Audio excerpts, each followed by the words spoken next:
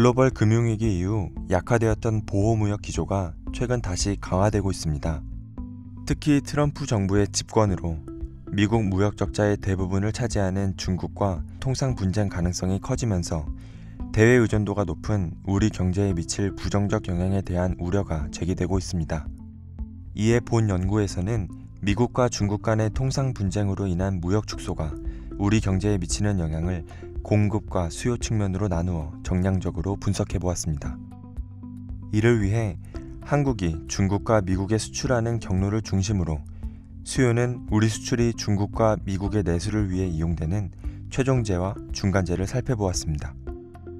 공급은 중국과 미국으로 수출한 중간재가 가공되어 상대 국가에 재수출되는 국제 분업 구조를 통해 파악하였습니다.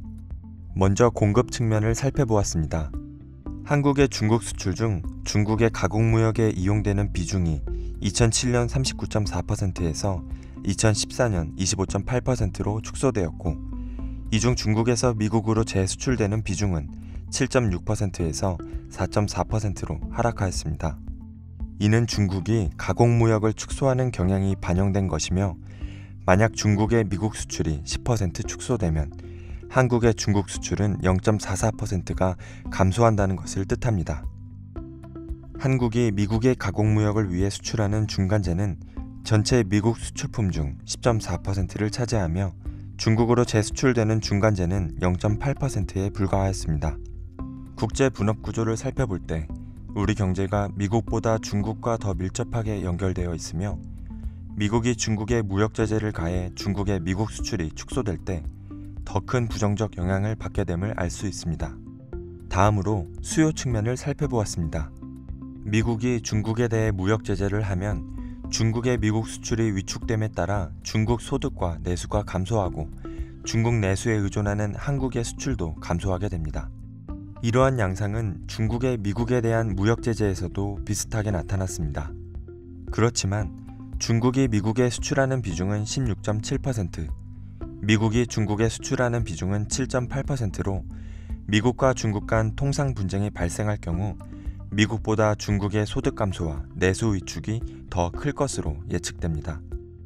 결과적으로 중국에 대한 의존도가 높은 우리 경제는 미국 수출보다 중국 수출을 통해 더 큰 부정적 영향을 받게 될 것입니다. 이러한 추정 결과를 바탕으로 우리 경제에 미칠 영향을 두 국가 간 무역이 10% 축소되는 시나리오를 가정하여 정량적으로 분석하였습니다.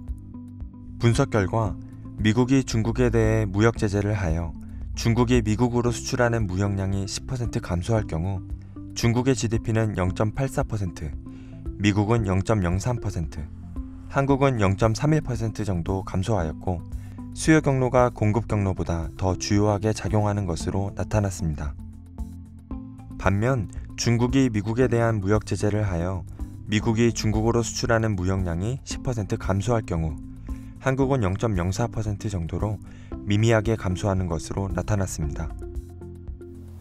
연구 결과 미국과 중국 간의 통상 분쟁이 발생할 경우 우리 경제는 주로 중국의 내수가 감소하면서 수출에 부정적 영향을 받는 것으로 나타났습니다.